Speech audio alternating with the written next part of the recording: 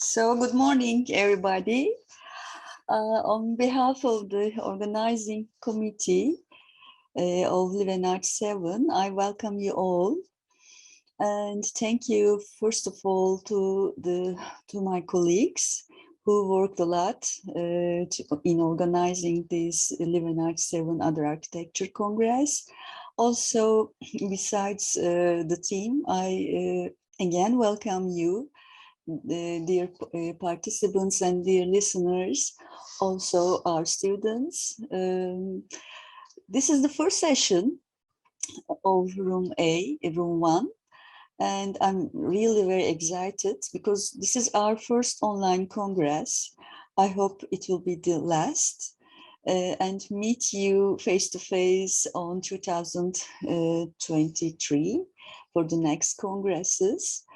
I hope there will be no problem because of the internet accesses or other technical problems.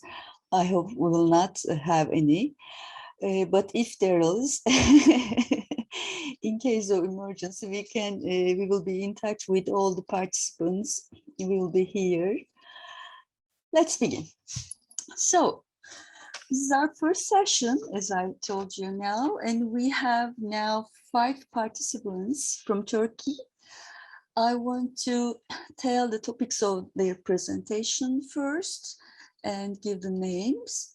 Our first presentation topic is Imagined Spaces of This World, The Other Architectures by Türkan, Nihan, HACIÖMEROİLLU. The second presentation is Other Spaces in Jean Baudrillard. I and my colleague Semiha İSMAİLOÐLU will present this presentation. The third presentation's topic is Determination to Speech, Speech to Policy, the issue of architectural policy at the Journal of Arkitekt and Mimarlik in 1940, between 1940 and 2005 by Hasan, Tahsin, SELÇUK. Fourth presentation's topic is Internal and External Otherness of Hilton Hotel, Evaluation of the Building in the Context of Duality by Aslı CAN. And the last presentation will be held by Esen, Gökçe, ÖZDAMAR. The topic is Elevated Architecture, the Missing Relation with the Ground. You know, we have some videos about your presentations. Those will be approximately 7 or 8 minutes. First, we will show your videos, your presentations. After these 5 presentations end, there will be a discussion part. So all participants, you can ask your questions from Q&A button. Also, we will take your questions from YouTube. We'll streaming online, live also. Let's begin. Dear Türkan, Nihan, HACIÖMEROİLLU, the stage is yours. The online stage, unfortunately.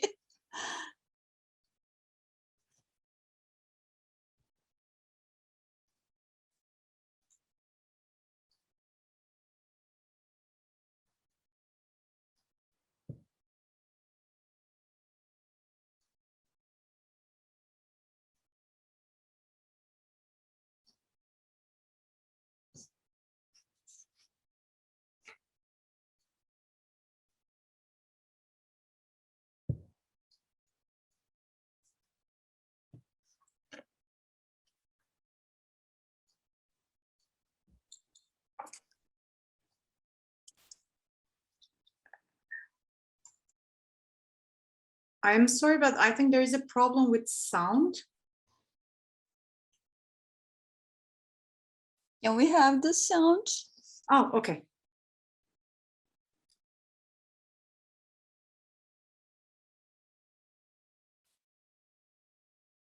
Isn't there any sound in the video?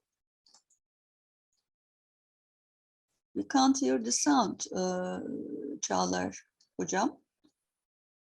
There is a sound in the video, but I cannot hear it either. So our technical team, I know that you're there. Is there a problem with the sound? I see that there. My name is Türkan Nihan HACIÖMEROÐLU. Okay, it's okay. I'm going now. to talk about my study on narrative and architecture, named Imagined Spaces of This World, the Other Architectures. In fiction as well as non-fiction literature, architecture is an integral part of the narrative. However, the adaptation of the narrative concept to architecture is relatively new, and studies on architectural narrative are still further away from central discussions. This study aims to unearth and study fiction genre and analyze the relationship between imagined spaces and other architectures as opposed to built environments and the architecture of the center. By analyzing the specified group of narrated spaces that are presented in the Dictionary of Imaginary Places, this study examines and presents what these narrated spaces and other architectures can bring to the discussions of architectural discourse. Which concepts and values can be questioned, enriched and expanded, thus create a new periphery for architects. In 1980, Alberto Manguel and Gianni Guadalupi published the Dictionary of Imaginary Places. They intended to create a guidebook for the fictional places in the literature they would like to visit.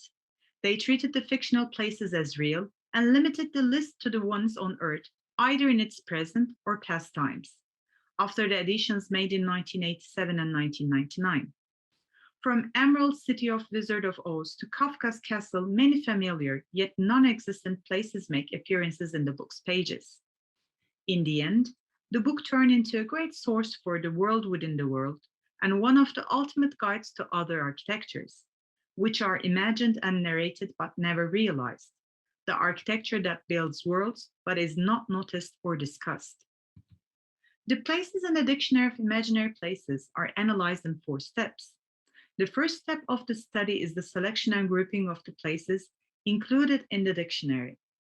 The scales and properties of these places vary, from caves to mountains, from houses to towers and castles, from small villages to continents, they all find a place in the dictionary. Their properties also vary depending on the narrative. To make a noteworthy analysis, the places in the dictionary are selected based on predetermined criteria, including scale, function, and the context of the narrative. Based on the first analysis, the places are divided into 2 groups, natural places and man-made places. The second group, man-made, is divided into 5 subgroups based on scale with some ambiguity, since it is not always easy to define the scales of written places. The subgroups are also divided by their assumed properties of architecture. The subgroups for man-made are, as you can see in this slide, large, medium, and small man-made places, large architectural structures, and small/single architectural structures. In the second step, places are analyzed based on different properties of narrative, such as the amount of detail, the type of information given, relevance to architecture, and the type of visual materials. Most of the places in the book are described with approximately 150 to 300 words. However, there are narratives as short as 26 words to as long as 5,200 words. There are also illustrations that accompany some of the narratives. Most of the illustrations are plans and site plans. There are also illustrations of details, interiors, statues, etc. Besides the amount of words written, the information given in these texts also changes. While some texts are more descriptive about the life of these places, giving general information, some texts are more related to the events. In this slide, we can see what the descriptive texts include.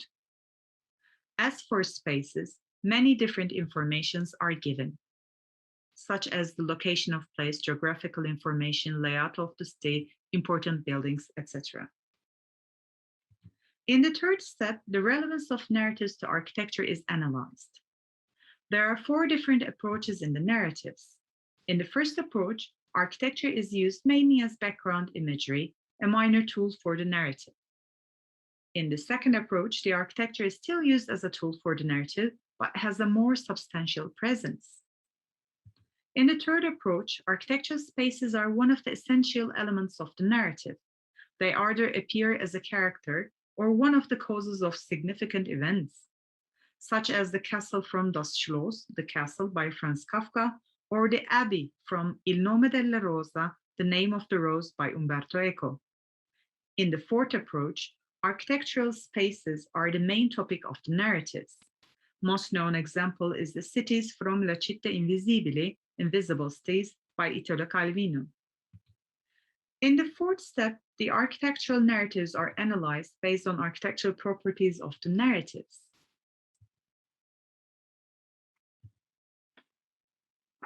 For some of the questions, an analysis model for reading architectural narrative, which the author previously constructed, is used as a comparable analytic template. For this study, the model is modified based on the group it is applied to.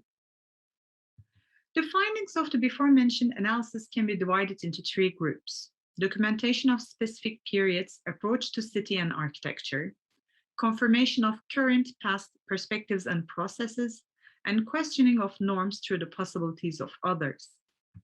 If you look at questioning a little further, it creates new possibilities derived from other architectures. Some of them are questions which are not new to architectural discussions, but still their distance to the center lessens their effects. Some of them are only statements, the questions are formed afterwards. As a result, the unbound courage and creativity of these imaginary spaces bring new questions, concepts, and values. What if some of these questions are asked, values are applied, and concepts are discussed without prejudice? Place is a complex formation that connects time, space, user, and actions. A place reflects to the strong bond between space and user, the actions taking place in time, and the creation of experiences and attachments. The concept of place in architecture is not new, but it is a strong reminder for designers to design spaces that can create a bond instead of just imagery of empty shells. What makes a space a place? Beside all of the answers given based on this study, it is possible to say narrative value of a space can create a place within the space. Many different narratives in the book show that a city is a lot more than just physical elements. While architects tend to limit their vision to the periphery of the construction area, urban designers prefer to approach cities as a whole. Designing architectural spaces with these different elements in mind, both for architectural and urban scales, would help creating holistic spaces. Analysis also show that in the book there are several different temporal relations between space and user. In addition to them, other notable elements are relationship between perception and space and optimizing designs that affects the choice of locations. As a conclusion, this study shows that the architectural narratives of fiction works are a vast source for the discussions on other architectures. There are many undiscussed statements and questions left.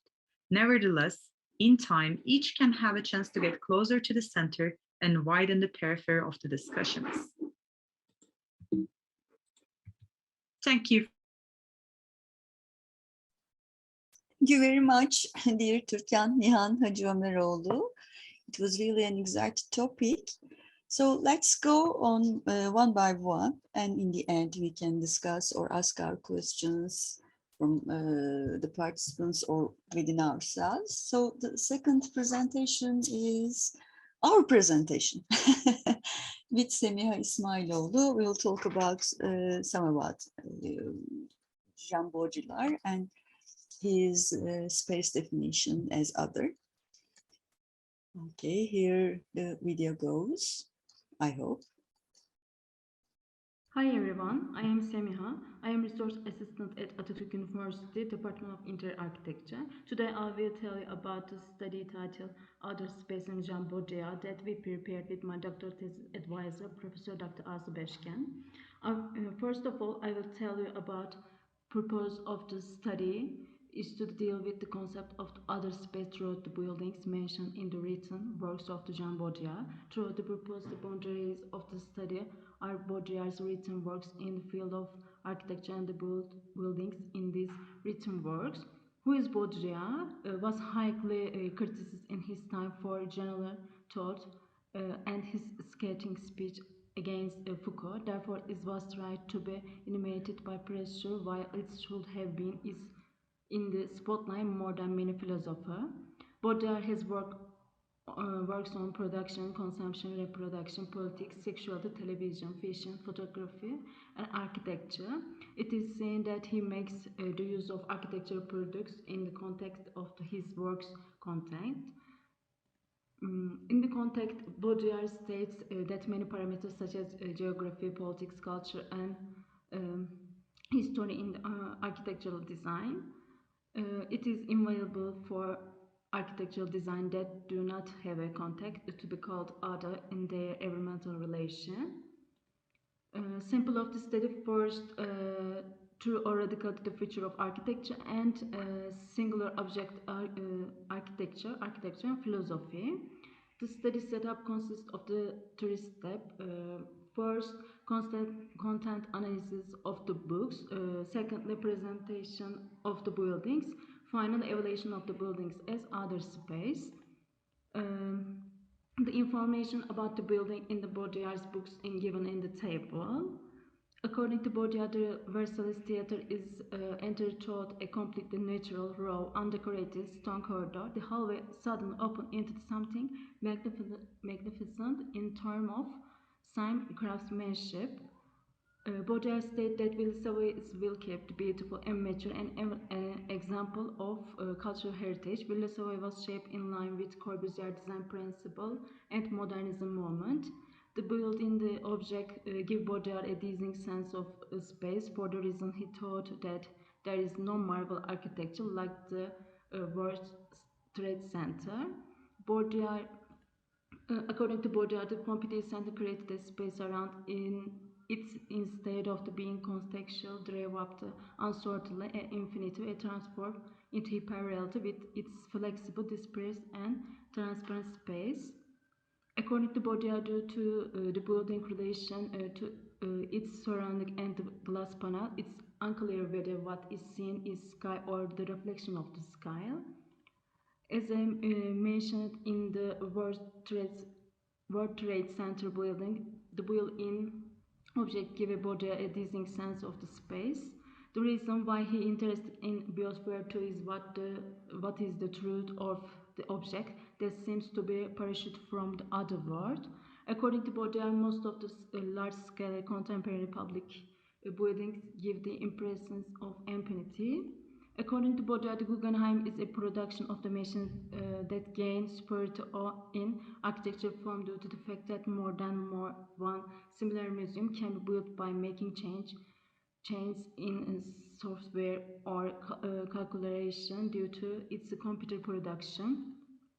The Museum of the Asian Arts remained idle for 3 or 4 years. As Baudrillard put it, after the Museum of Empanities was built, the content could not be found.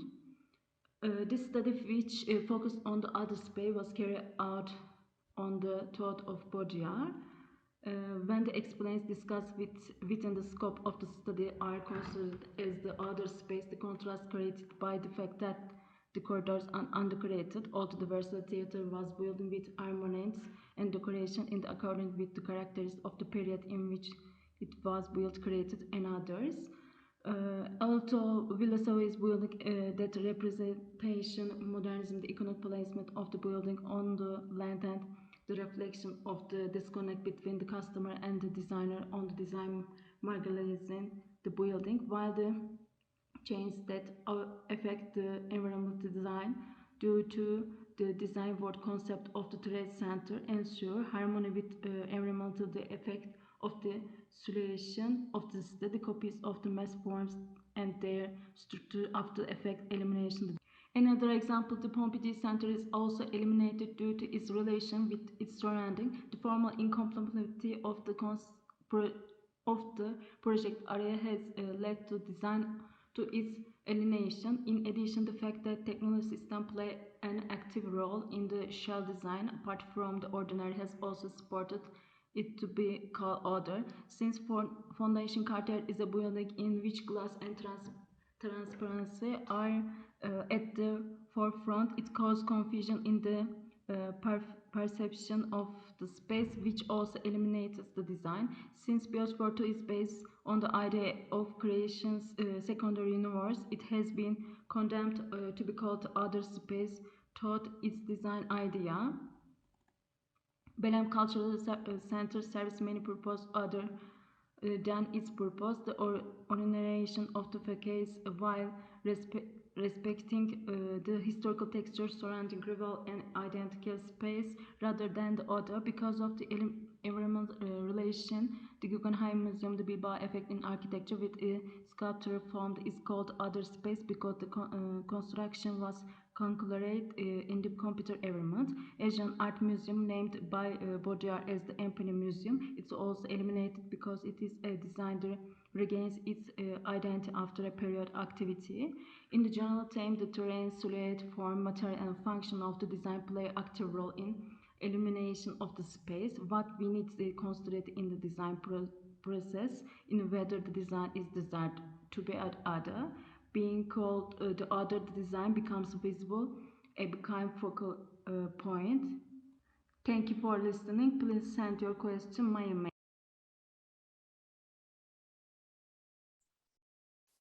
Well, now it's time to listen, dear Hasan, Tahsin, SELÇUK. It's about the two important journals, Arkitekt and Mimarlik. Okay.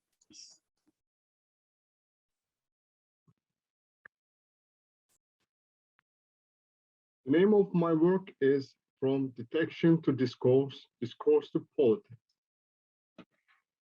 In this study, I aim to see the conditions of practicing architecture in Turkey, the evaluations regarding these conditions, and the policies proposed to take a position on these evaluations.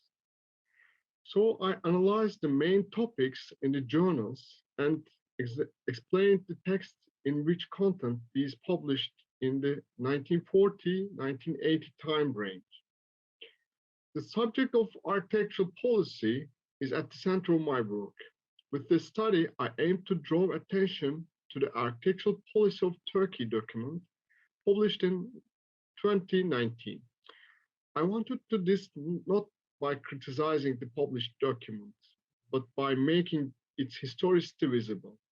In this context, I examined the publications of the journal Mimarlik between 1986 to 2005 in one of my published studies. With this study, I have examined the period from the beginning of the subject policy for architecture in the literature of Turkey architectural periodicals until the 1980s since 1940. Thus, I have synthesized the determinations regarding the policy, discourse, and architecture carried out in the period from the first time the demand for architectural policy was voiced in Turkey to 2005, the beginning of the preparations for the architectural policy text. In this study, the period between 1940 to 1980 in the Arkitekt and Mimarlik journals were the mainstream discussion channels in Turkey as a kind of policy construction in the determination discourse policy relationship, and it demanded common action. I wanted to reveal what was mentioned according to this content. In the journal Arkitekt, which started its publication life in 1931 and was published uninterruptedly until 1980, an official policy and law demand for architects to be able to do their work found place since 1940.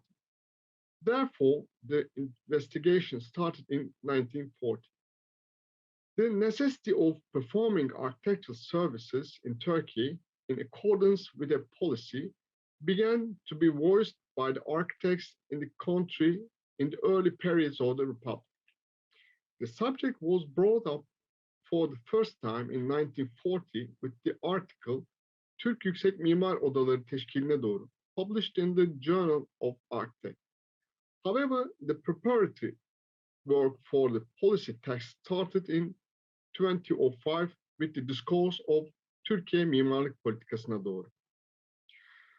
I think that linguistic practices are decisive for all behavioral practices, although there is a difference between doing and expressing what is done.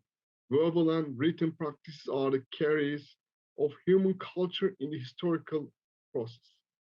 So I attach importance to the determinations that I quoted from Laklo Mufi at the beginning of my paper, that there should be no distinction between the linguistic and behavioral aspects of social behavior. In the 90s, the main reason for the policy and legal assurance demand of the architects were the zoning problems in the big city centers and the critical attitude towards the politics in the formation of these problems. Since its establishment, the Chamber of Architects did not consider it sufficient to work at the scale of building and construction, and tried to put forward suggestions, examinations, and analyses in the fields of professional planning and policy development. I continued this stance after 1980, put forward policies under the following headings.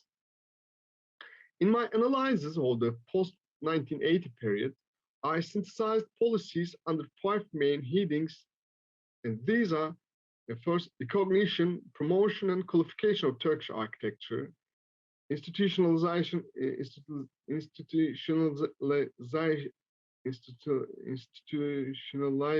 local responsibilities toward the profession and society; drafting a civil constitution and drafting a law on architecture; seeking a method for autonomy and pluralism; creating and developing an architectural environment worth sustaining and livable, making natural and cultural assets visible. While I was preparing this research, I classified published content of the 2 journals according to classification titles. I observed the determination, discourse, and policies between 1940 and 1980. And like this table, I synthesized the texts according to these titles. In Arkitekt, there were 7 titles, and in Mimarlik, there were 8 titles. In generally, they were similar, as you see in this text. As a findings of my research in this paper, I observed under 7 main headings, from determination to discourse, discourse to politics, in 2 journals between 1940 to the end of 1980.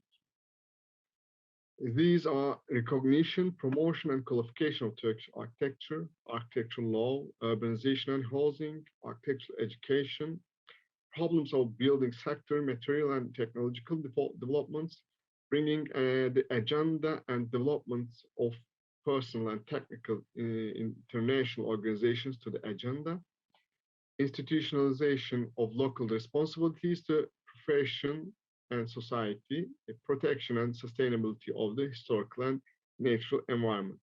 I explained what they said, they wrote about these titles in common. Thank you for your interest. Thank you, dear Hasan, Tahsin, SELÇUK. Now it's time for Aslı CAN. Also, hocam, I was unable due to some technical problems to make the recording. So can I do it live now? My presentation is ready, but you have only 7 or 8 minutes. I know. It's ready. It's completely ready. Okay. Thank you. I'm sharing my screen now. Okay. Just a second, please. Yes.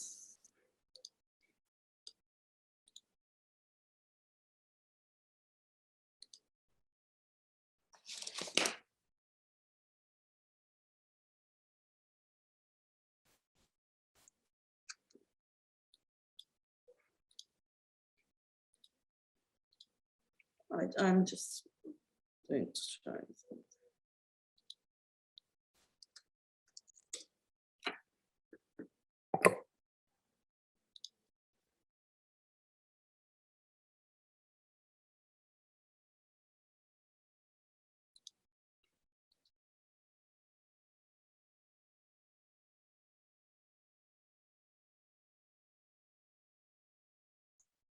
Are you there?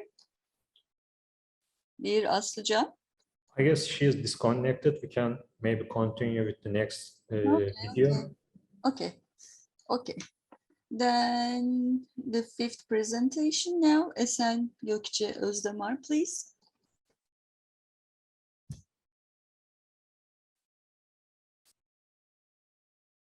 Today I'm going to present my topic on the elevated architecture, the missing relation with the ground for Livenarch VII conference. Elevated architecture can be related to the idea of breaking off the ground as a technical need to prevent the building from groundwater, frost, floods or tides, or as a design act and as a symbolic meaning. Flying or floating stairs, cantilevers and steel structures can be counted as one of the freeing elements that make architecture independent from the ground.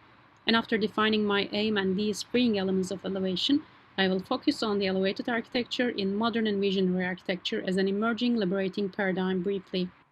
The relationship established with the ground has been one of the most important issues in the relationship of architecture with natural laws such as gravity. Whether it's a permanent, temporary, or mobile structure, a building's ability to stand firm against static and dynamic loads and disasters, and the boundaries it establishes within the framework of the semantic, psychological, and social needs established with the earth and the sky have deeply affected the meaning and perception attributed to architecture throughout the ages. Plasma stated that all architectural structures have a sense of gravity at their core, and architecture shows us consciousness of gravity and earth, while at the same time allowing us to imagine levitation and flight. As we know that the use of masonry building systems and materials such as stone, soil, and brick, which have been predominantly used in the history of architecture, cause the buildings to become heavier. And in addition to this, the lower parts of a building, which are the first connection with the ground, have been affected by factors such as water, moisture, or frost in the ground. Many buildings have been elevated in the history of architecture in order to give them relative importance. Although it's not known exactly how the idea of rising from the ground emerged, archaeological excavations and the artifacts suggest that this idea may be equivalent to human history. An example is from the Neolithic era at Cantilevers, in which each living room was equipped with at least 2 additional raised floors, and along the east wall elevated platforms with a higher bench at the south end were used to bury the dead. In the Neo-Sumerian period, urban temple forms were distinguished by an artificial mound or ziggurat, or over a podium, and by greater size and central location. Some other examples in the history can be given as the Hall of Supreme Harmony in the Forbidden City in the 15th century, or unpainted Shinto temples in Beijing as rectangular structures raised above the ground level on pillars for elevated architecture. In modern architecture, flying, floating, or open riser stairs have been used as vertical circulation elements that has an amplifier and enhances the feeling of space, which has been made by modern building materials such as concrete, steel, and wood. If we start observing the first of these three elements, flying stairs can be seen in the entrance steps of Mies van der Rohe's Farnsworth House as an example. As a representation of international style, this house consists of a roof and raised floor located in the Fox River floodplain. The house is elevated approximately 1.6 meters above a floodplain with 8 wide I-beam supports attached to the sides of the floor and sailing slabs on raised floor platform where floods occur frequently. And the open floor plan prefers the continuum of spaces that flow into each other. The relationship between these two plates compresses space in between, while the exterior space beneath the building seems to flow freely around the building. The second freeing architecture element from the laws of nature, at least symbolically and semantically, are the cantilevers. Cantilever architecture can be observed in terms of morphological and tectonic forms that exist in nature. For example, trees and mountains are vertical projections in nature that resist lateral wind forces. The use of a cantilever has created a more dramatic effect also in modern architecture, mostly used for bridges. Large cantilevers constructed with horizontal and vertical structures enable stronger, wide-span structures of iron and steel appeared in the middle of the 19th century, such as the Eiffel Tower. There are different types of cantilevers used in architecture. They may be used as building components such as entrance canopies, balconies, stairs, or as interior elements and furniture such as chairs and tables. The The elaboration of architecture from the ground occurs in many societies that live above the water in hot, tropical, humid, or colder climates, both in the form of architecture rising on a platform or as a whole elevation, or in the form of stilted or piled houses. To protect the raised living area from factors such as tides, floods, or a house overflowing from the creek bed. Within this perspective, an example can be given as Queenslander House, located in northern New South Wales, Australia. Queenslander is a single detached house made of timber with iron roof, and the raising of the main living spaces of the ground for the reasons of a stylistic and practical needs. Queenslanders all have this underfloor area that is used to cool the building through ventilation, and also for protection of the main structure from termite and other pest attacks. Another example of an elevated house can be observed in the typology of Charleston homes, built in the 18th or early 19th century in South Carolina, usually in Georgian or Greek Revival style. And since the houses are built close to the ocean, to prevent periodical coastal flooding or tidal rivers, they are raised above the ground level. Historically, many houses and structures are known as pile houses, and they have been raised to higher levels, often on stilts, to protect them from pests in the nature and to keep them away from animals that could harm them, to ventilate crops and preserve heat, and most importantly, to adapt to the terrain as well as the climate. For these reasons, these structures are among the most beautiful and best examples of adapting to climate and natural conditions. They are often elevated above the water or on walkways, or due to climate conditions, when there is a risk of flooding or tide, to allow ventilation in humid climates or damage from ground frost in colder climates. As we can see in these pictures, steel houses can be seen in many countries, in China, in Turkey, and in New Guinea. In the Neolithic, Copper Age, and Bronze Age, such settlements were common in the Alpine. These structures, spread over a wide variety of geographies, exhibited similar patterns, usually a rectangular platform raised above the ground on wooden or bamboo legs, usually built with local materials. For example, as we see in these pictures, in summer houses or winter houses in the Arctic King Islands, the steel houses are elevated from the ground, and people reach them using notched logs, which dogs could not climb. Another example of steel houses is Sarandar, also known as Naila, in the Black Sea region. And these granary structures are built right next to the houses to store food intact and therefore have a single function and a pure spatial arrangement, according to Afife Batur. The Sarandar is a two-story wooden structure on a stone substructure that usually meets the slope and provides an artificial floor for the upper floor. It's a floating structure that expands upwards and is carried only on feet, and the lower floor is left empty for ventilation. Similar to Sarandar, steel houses can also be seen in the same typology in Norway or in alpine buildings. Steel structures can also be seen in many fishing communities among the world, such as Palatino, Shanghai, Kelong, or in Thailand, or in Kedah Township in China, or in nipa houses in Philippines.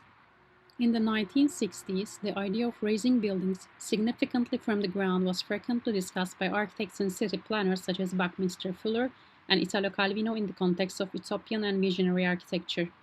In 1960, Fuller and Soji Sadao proposed the construction of 1.6 kilometer diameter thermal airship called Cloud 9, which was a project for floating cloud structures. This unrealized proposal consisted of a megastructural geodesic sphere and a habitat for several thousand people, becoming airborne when heated by sunlight and floats freely in the atmosphere, providing as a mobile life. Calvino's forefront fiction, Invisible Cities, addressed the idea of lightness.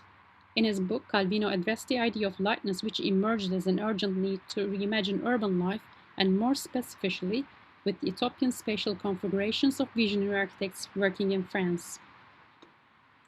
From this book, Esmeralda, as a trade city, embodies in its very typography all that an educated vision requires to counteract perceptual flattening. In Esmeralda, the lightness of super-elevated passageways, their ups and downs between lit bridges and suspended roads, which recalls Venice according to a scholar. Another city, Octavio, is a spider speed that swings over an abyss tied to the ropes to the two mountain tops. As Schoeffer states, Calvino refers to the concept of lightness in his book Six Memos by referring to Milan Kundera and Nietzsche. We flee from our weight, and as today, we are entering the era of elevation and freedom from the force of gravity. Similar to futuristic projections, the megastructures in which spatial urbanism was dependent on lightness emerge in the contrast to the modern paradigm in which sprawl, heaviness, and immobility. According to Calvino and his inspiration source, the French school of visionary architecture, also known as urbanism spatial and megastructurals, the architecture of lightness, has been linked to utopia. Calvino taught that the proliferation of weight-defying images during the 18th century, such as ingenious ways to reach the moon or figures suspended in air, was directly connected to Newton's laws of attraction and gravity. Therefore, gravity-defying urban icons inspired by the French school of megastructures were seen in many different architects' works. Another elevated architecture projection is that of Frederick Kiesler's idea of liberation from the ground, evolution of the static axis for his functionalistic architecture. In 1958, motivated by the results of the 1956 Siam Congress, which addressed issues of mobility, flexibility, growth, and communication, a group of young architects around Johanna Friedman explained that the aim of liberating the building from the groundwork, the elements were the span-over blocks supported by stair towers, which were about 60 meters away from each other, and at the raft blocks, boxes placed on the ground which rested on beams. So, as a conclusion, all structures respond to the vertical pull of gravity in the form of live and dead loads. As Arnheim mentions, the elevation of the body, such as climbing a tree or ladder, enables the perception that the body is striving to overcome a counter force which is located in the body as weight. According to Arnheim, elevation of the body is related to symbolic, as it can be a liberating act, and the height symbolizes things of high value, be it the value of worldly power or of spirituality. To rise in an elevator, balloon, or airplane is to experience being liberated from weight, sublimated, invested with superhuman abilities. In addition, to rise from the earth is to approach the realm of light and overview. Therefore, beyond the technical and utilitarian needs to resist the forces of nature, especially after the Industrial Revolution, the lightening of the building materials used, their ability to pass through larger openings, and the contact of the buildings with gravity have led to the relative independence of these structures from the ground by cutting an optical relationship. While the elevated architecture provides a convenient and harmonious approach to the natural conditions, it's also created symbolic and semantic openings. Here are my references, and thank you for listening. Thank you very much, dear Esen, Gökçe, ÖZDAMAR. Dear Aslı CAN, you're here Yes, again. I solved my problem, so I'm presenting now. Okay, let's begin. Okay, sure. I think you can see my screen, right? If we can see it. Yes. Thank you. First of all, I'm Aslı CAN, assistant professor doctor from Yeditepe University. I'm an architectural historian, and my study titled Internal and External Othernesses of Hilton Hotel, Evaluation of the Building in the Context of Duality, is trying to refer to the Istanbul Hilton Hotel of the 1950s, which can be subject to different discussions in different contexts, to a dual reading through double-layer otherness.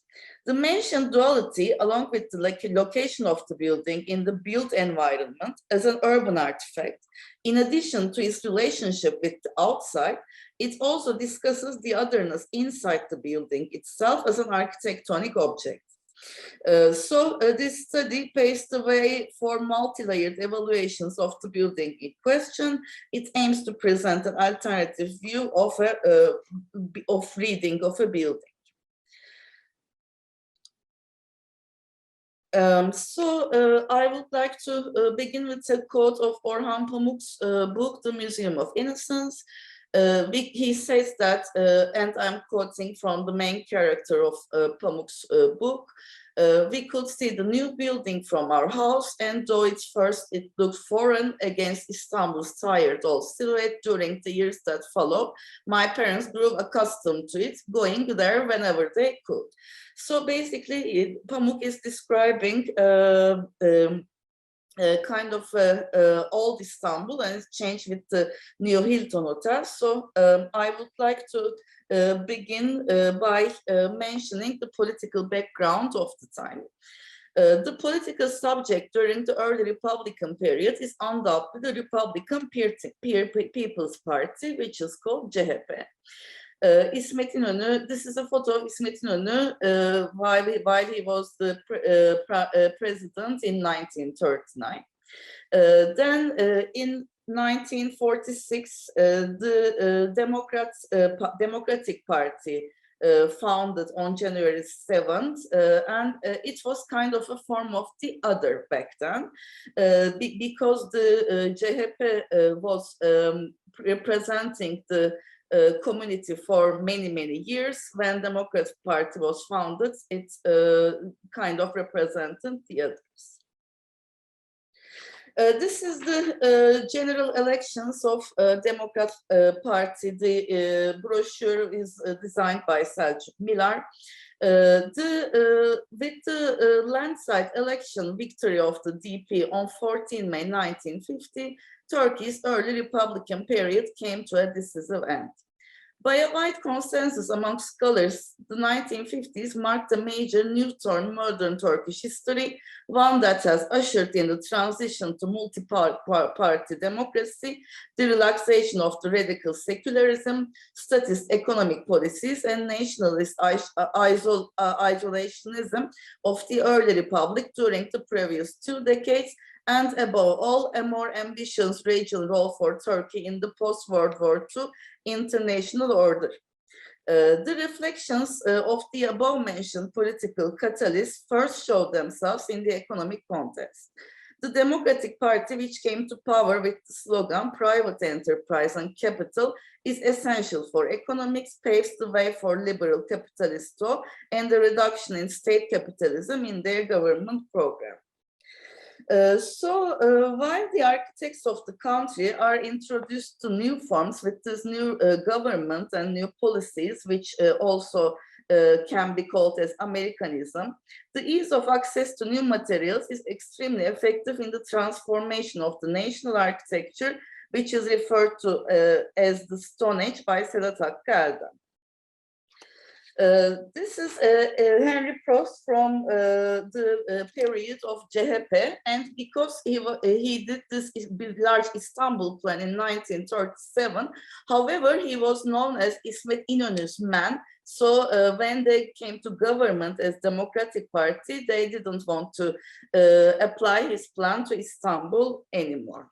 According to his plan, this is the part number 2, beginning from the Gezi Park and lasting until the Maçka Park. However, the Hilton was the first building to be constructed in this part number 2, so it kind of also represents the ideological end of the CHP Republic with the ideas of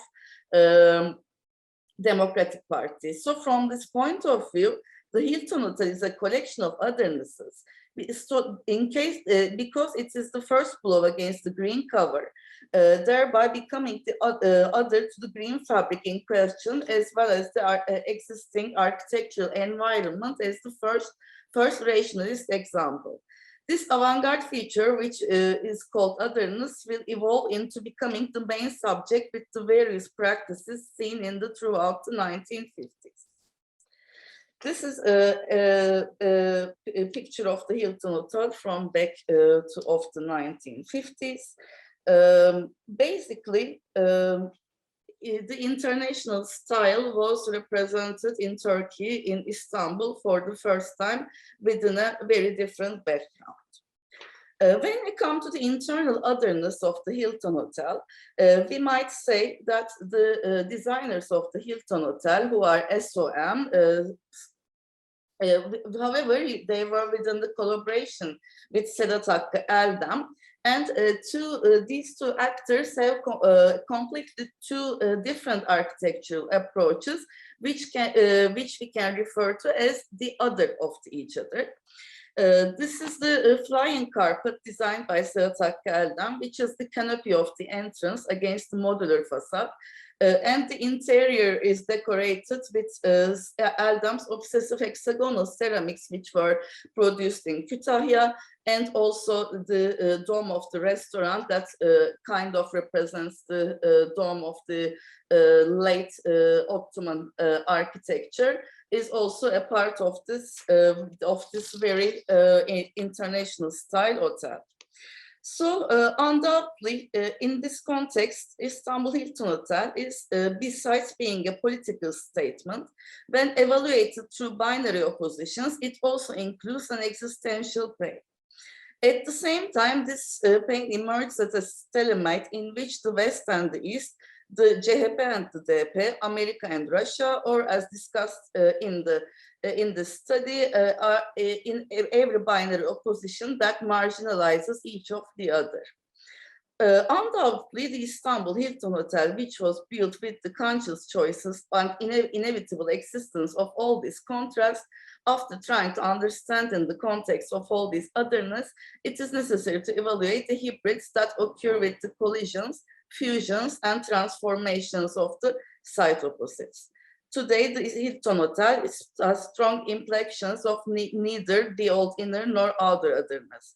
A miscellaneous reading that can be done today, it will reveal that some of that constraints that arise in architecture historiography lose their meaning when they are out of context, and that a new reading or a new existence or a new narrative in the architectural history is always possible. Thank you. Thank you, dear Aslı CAN, especially for being in time. So all our presentations has ended now. I see that there's no question from Q&A button, but our technical assistants. Did you have any question from YouTube or here? Well, no, I didn't see any. We don't have. Okay, we have 5 minutes time, but as this is the last session of the morning, we have a lunch break. After that, our two sessions, room 1 and room 2, will going on. I have some questions to our participants, but we can wait for some seconds. Maybe the other questions may come. I'm looking for the Q&A button. I think there is no. So we can talk within each other. I thank you again to you all, to these 5 presentations, because they have really valuable information about other and the otherness within the main topic of our Livenarch VII Congress. My question, if you're ready, may I ask you some questions? Because I really get very excited while listening to you and took some notes about the first presentation about the Imaginary Places book, about narrated spaces and imaginary spaces. Dear Türkan, Nihan Hocam, a group of my colleagues in my university, in my department, has also worked on this book with the students on project courses, architectural design studio, and they read the books, all the groups, and they redesigned some places over the imaginary places which the writers wrote. So for you, I was really excited at that time. I'm not in that group, but I always go to the studio and looked after what are they doing, what were they doing. So I know their point of view, but I know also their last projects. My question to you is, what is your opinion, your own opinion, that in the book, what is the most specific or different definition or meaning of other in the book for you as a space? Can be a space definition or an other definition over space. I wanted to learn this from your point. Thank you very much for your question. I also am happy that I think you understand the presentation because the sound and the video was not in sync. So I talked before the images, but well, for me, the book is quite wide, by the way. It's 700 pages and thousands of examples. But for me, the most interesting other space was the one in the mind. Because there are several stories that says the space are created sort of in the mind of the inhabitant, and as they move, as they feel something, the spaces changes. Of course, it's a metaphor, but at the other side, it is interesting to imagine such a space that can change with the feelings and the ideas in the mind. If you're tired, if you're happy, if you're with somebody, and so forth. So for me, that was the most interesting other space. If possible, that would be actually quite exciting. No. The other one is the other users that we never think about, or almost never think about. We always tend to center human beings, since we are human beings, and create spaces for such, but most of the time, animals and plants and other inhabitants of the world, let's say, are at the back of our minds. We do not design for them. We do not design with them. So that's one of the main issues, I think, of the architecture in the 21st century, which the pandemic shows. So that's these are my two others in the book, my favorite two others in the book. So this is a congress and other congress also now, right now. Yeah. There are a lot of other examples in the book, so that's why I like that one quite well. Yeah, for being online, it's other. Yeah.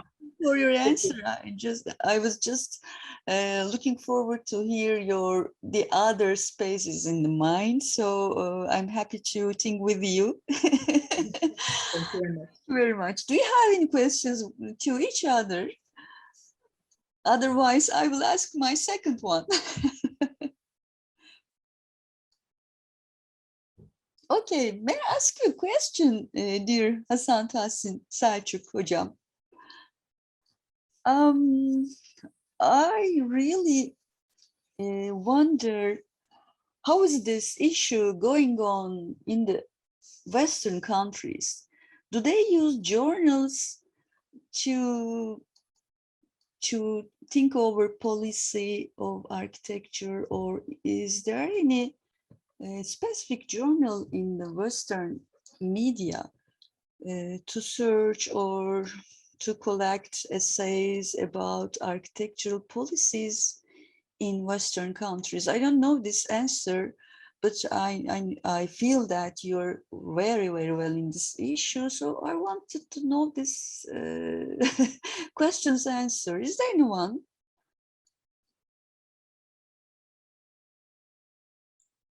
Hasan hocam, we cannot hear you. Yeah, please open your microphone. Yes, I apologize. Thank you very much for your interest. Actually, I didn't interested to look such a kind of magazines or such a kind of search about the policies had done in European or the other countries. But when I started to this issue, this is a continuing issue because I interested what is the I actually saw while I'm searching on my main research, I saw that there is a very dense background in Turkey for architectural policy, and it is related with European, especially with the Union of International Architects community decision. It started in 1990. the production of architectural policy in all over the world had started in 1990. So there is a research, PhD study had done in Britain. It is open for everybody last year. Maybe after I can share with you. I didn't turn back to it. But I'm interested to search what is the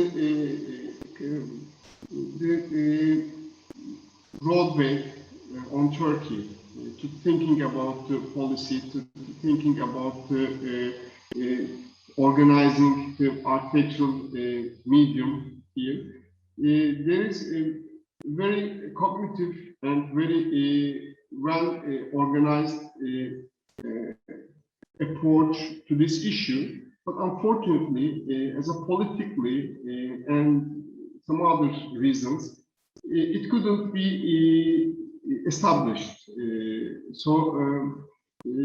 I saw, especially in Arkitekt, I saw that it's very bright mind editorial content, and it problematized how we are going to build our country, how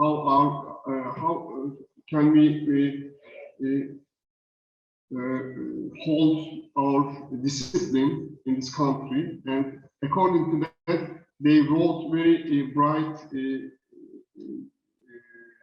text, bright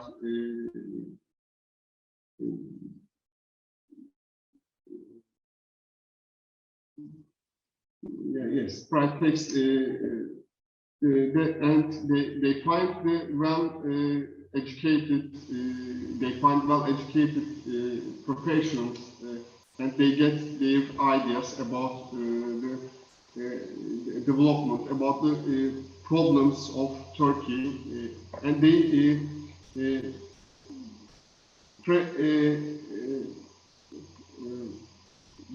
propose what is going to be in next 5 years, next 10 years, next 20 years, and according to that, they share their ideas in the Arkitekt magazines.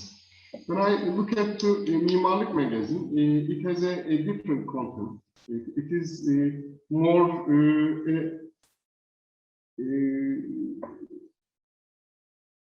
as I share in my presentation, it looks